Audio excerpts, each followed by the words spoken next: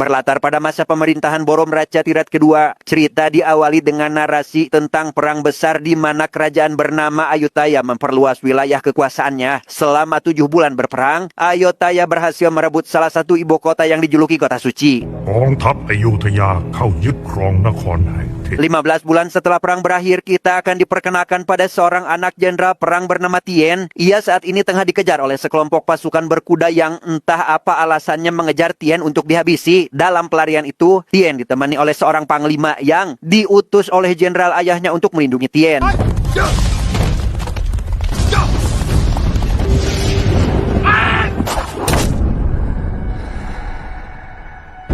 Berkat pengorbanan yang dilakukan oleh si panglima, Tien berhasil lolos dari pasukan berkuda meski kini tidak tahu kemana harus pergi. Hingga keesokan harinya, ia ditemukan oleh sekelompok penculik sekaligus penjual budak dan dibawa bersama para korban penculikan.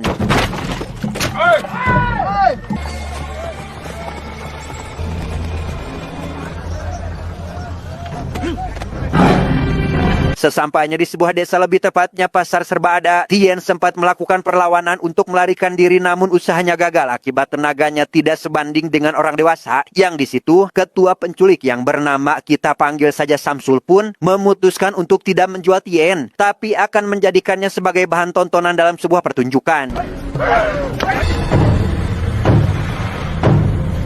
Entah pertunjukan seperti apa, Tien dilumuri darah hewan terlebih dahulu dan dibawa ke depan sebuah kolam. Namun karena sebelumnya Tien sempat mengantongi sebuah batu, ia menggunakan batu tersebut untuk menyerang Samsur dan...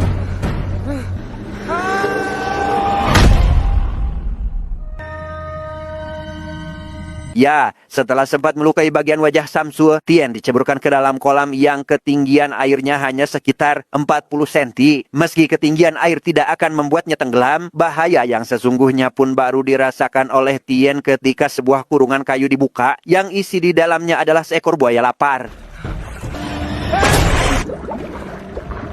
Sempat menggunakan bambu runcing sebagai senjata, hal itu percuma saja dan Tien harus menghadapi buaya itu dengan tangan kosong sampai akhirnya...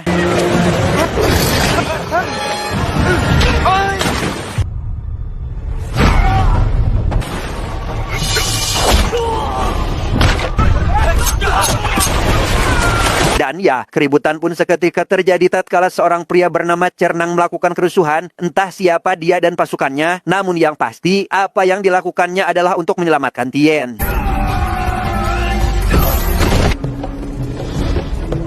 Tidak langsung mengeluarkannya dari kolam, Cernang justru memberikan belati untuk Tien gunakan sebagai senjata. Tujuannya adalah untuk melihat seberapa jauh Tien mampu bertahan dan akan membawanya pulang. Andai kata Tien berhasil mengalahkan buaya tersebut.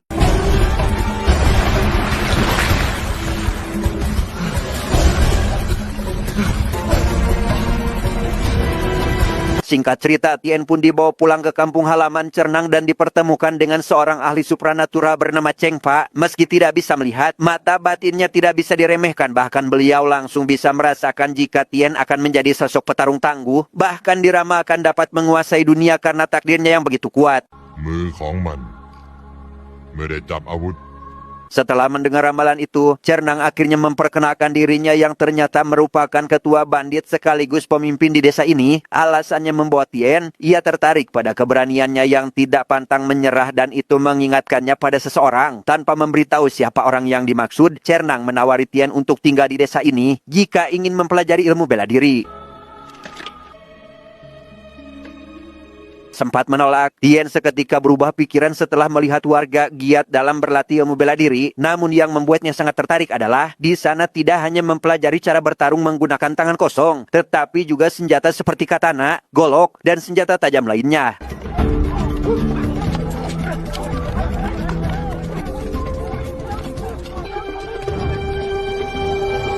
Setelah kondisinya benar-benar pulih, Tien langsung menjalani kesehariannya dengan berlatih dimulai dengan teknik dasar menggunakan pedang. Beberapa hari menjalani latihan, ia resmi dianggap sebagai warga di desa itu, sekaligus jadi bagian dari kelompok bandit di bawah kepemimpinan Cernang.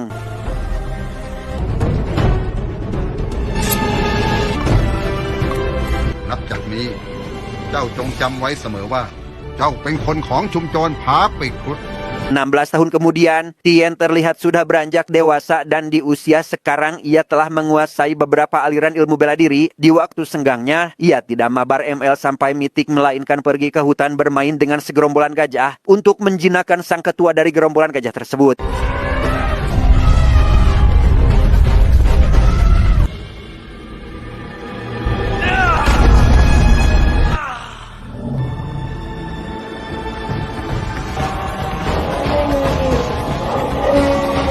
Di hari itu juga, Tien mengikuti ujian terakhir dari Cernang, yaitu harus mengalahkan 4 anak buah terbaiknya. Tahap pertama, ia dihadapkan dengan sosok ahli judo yang tentu lihai dalam menggunakan pedang. Namun Tien dengan mudah bisa mengalahkannya.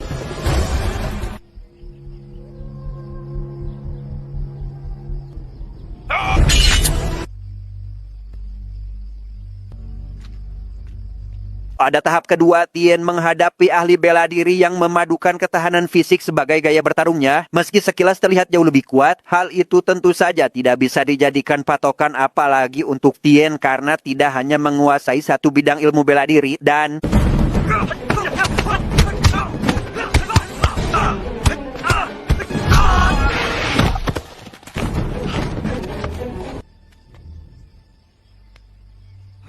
selesai dengan itu, Tien kali ini harus berduel melawan petarung Muay Thai yang katanya terbaik di desa itu. Meski awalnya kesulitan, ia pada akhirnya berhasil memenangkan duel yang membuat Cernang bangga karena dia telah berhasil mendidik Tien sampai seperti ini.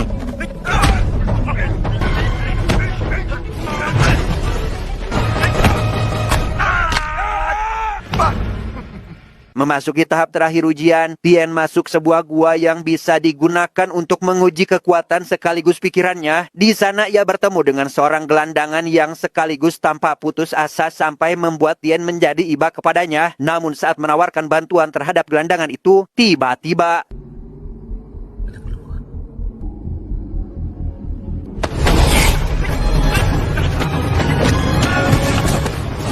ya, Tien seketika diserang oleh si gelandangan yang ternyata ini merupakan bagian dari tahap ujian yang karena gelandangan itu lincah saat bertarung, ia pun cukup dibuat kesulitan dalam menghadapinya. Cernang yang mengawasi dari atas sengaja memberikan belati untuk Tien menghabisi si gelandangan karena ternyata itu sudah jadi bagian dari latihan sebagai bentuk pelajaran bahwa penampilan tidak bisa dijadikan patokan untuk menentukan kepribadian orang lain.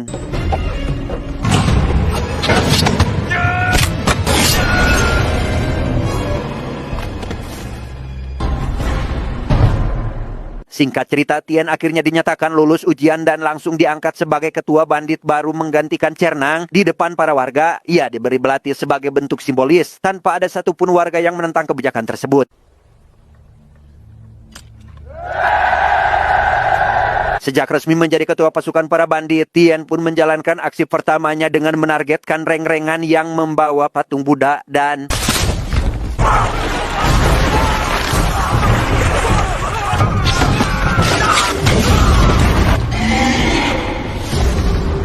saat melihat patung Buddha tersebut, Tien seketika teringat pada masa kecilnya saat kedua orang tuanya mengantarkan dia ke sebuah desa bernama Desa Penari. Di sana Tien dititipkan pada seorang sesepuh desa bernama Bua, yang mana itu sengaja orang tuanya lakukan demi keamanan anak mereka.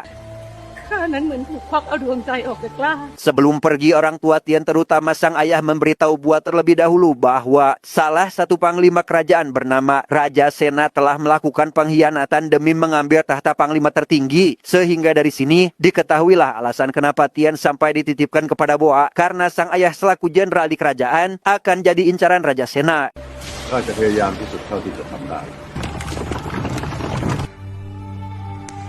Setelah kedua orang tuanya pergi untuk kembali ke kota, Tien pun menjalani kehidupan baru di desa tersebut dan mendapat teman baru bernama, kita panggil saja Yuli, karena keduanya langsung akrab. Ia mengungkapkan kekesalannya terhadap ayahnya sendiri bahwa yang dia inginkan sebenarnya adalah belajar ilmu bela diri, bukan dikirim ke desa ini untuk jadi seorang penari. Pada suatu hari, Tien dijemput oleh salah satu anak buah ayahnya yang mengaku telah diutus untuk membawa Tien pergi dari desa. Sebelum berangkat, ia memberikan sebuah gelang untuk Yuli sebagai kenang-kenangan sekaligus pengingat jika dia akan kembali untuk menemuinya. Perjalanan pun harus terhenti karena mereka dicegat oleh si Panglima yang tiwas Dewa Film. Menyadari Tien dalam bahaya, si Panglima yang pada dasarnya setia terhadap kerajaan pun langsung menghabisi orang tersebut dan mengambil alih Tien untuk dibawa pergi ke tempat aman.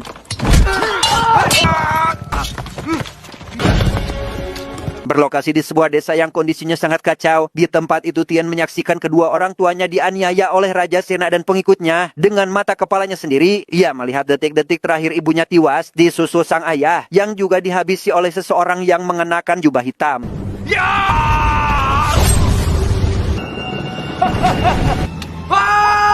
Dari sini kita akhirnya mengetahui alasan kenapa mereka dikejar waktu itu. Tien yang tak sanggup melihat kejadian tersebut berteriak cukup keras hingga keberadaannya diketahui oleh Raja Sena yang langsung mengirimkan bala pasukannya.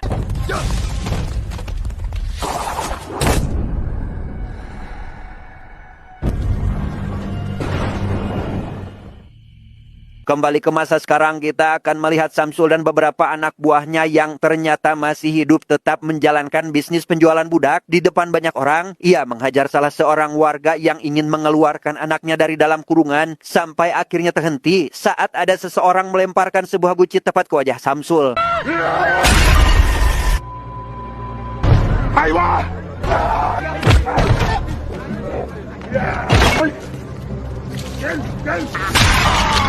Seperti yang sudah bisa kita tebak, orang itu tidak lain dan tidak bukan adalah Tien yang bermaksud ingin balas dendam terhadap Samsul menggunakan jurus Dewa Mabuk. Ia pun menghajar pria itu sambil sempoyongan dan...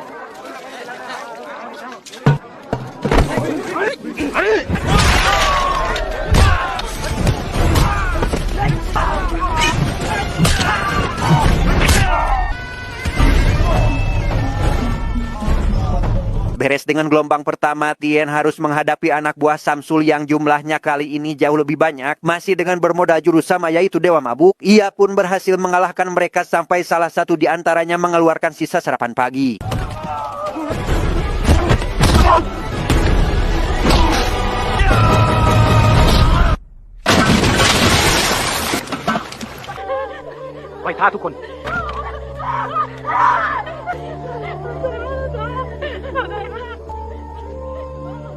Saat memikirkan tentang tragedi yang menewaskan kedua orang tuanya dulu, Tien ditemui oleh Cernang yang ingin menceritakan tentang dirinya saat masih muda. Ia jujur telah menghabisi nyawa seseorang yang tampaknya mirip seperti Tien. Apalagi sorot matanya yang memancarkan sinar. Entah siapa sebenarnya sosok yang dimaksud, namun Cernang mengaku bahwa sampai sekarang ia terus dihantui oleh rasa bersalah.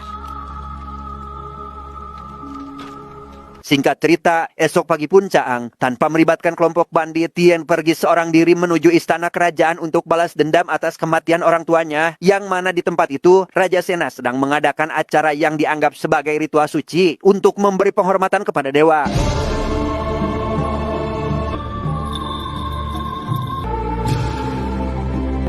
Tanpa diduga, Yuli menjadi penari dalam acara itu dan parasnya yang cantik jelas membuat Raja Sena tertarik. Selesai menari di atas panggung, Tien juga akhirnya terlihat ada di sana namun mengenakan topeng untuk menutupi identitasnya. Menyadari jika penari cantik tersebut adalah Yuli, Tien pun langsung memulai kericuhan saat Raja Sena mulai menggoda gadis itu dan...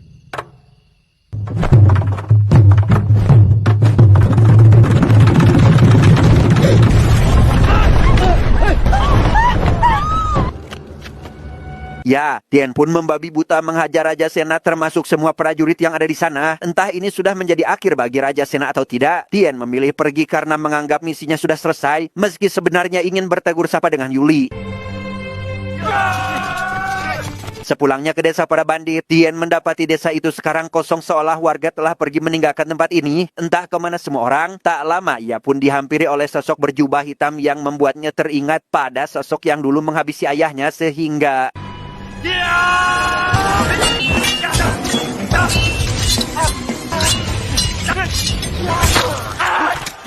Dikira hanya satu orang, Tien rupanya harus menghadapi puluhan sosok berjubah hitam yang terus bermunculan. Entah siapa sebenarnya mereka, namun yang jelas, kemampuannya tidak bisa dianggap remeh.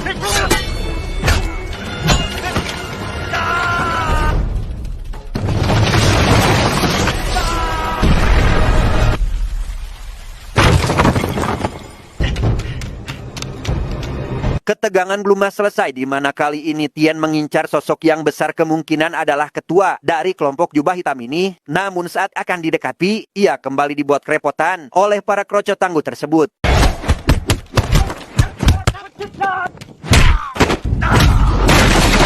Tiba di waktu Tien berhadapan langsung dengan sosok yang diduga sebagai ketua jubah hitam, ia pun dibuat kelang kabut hingga jatuh setelah bagian perutnya terkena katana. Meski begitu, Tien menolak untuk menyerah dan kembali bangkit demi menghadapi mereka.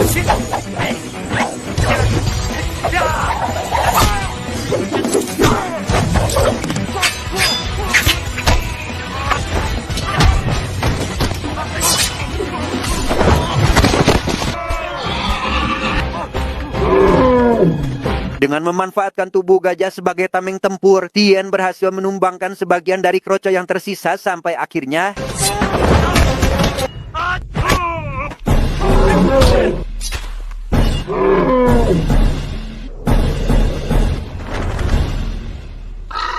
ya, muncul sosok lain yang tampaknya seperti penyihir. Tien benar-benar dibuat kewalahan sampai tidak menemukan celah kesempatan untuk membalikan keadaan. Apalagi setelah panglima dari kerajaan datang membawa serta pasukannya dan melihat Raja Sena rupanya masih hidup. Hal itu jelas membuat Tien terkejut karena baru mengetahui jika beliau semalam mengenakan rompi yang melindungi tubuhnya. Pada situasi seperti ini, Tien yang sekarang mustahil bisa menggapai Raja Sena dipersilahkan untuk bertarung melawan si jubah hitam yang ternyata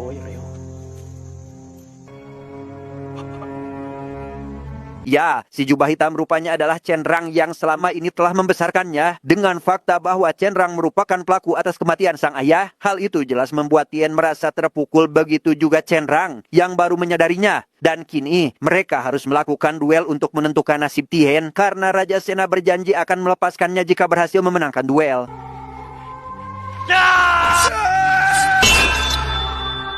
Di tengah pertarungan yang sedang berlangsung, Cenrang dengan sengaja memancing kemarahan Tien agar tidak ragu dalam menghadapinya. Ia ingin menebus kesalahan di masa lalu, meski sebenarnya mudah bagi dirinya jika memang ingin menghabisi murid terbaiknya ini. Cenrang berharap ke depannya Tien dapat menjalani kehidupan baru tanpa ada lagi perasaan dendam dalam hatinya.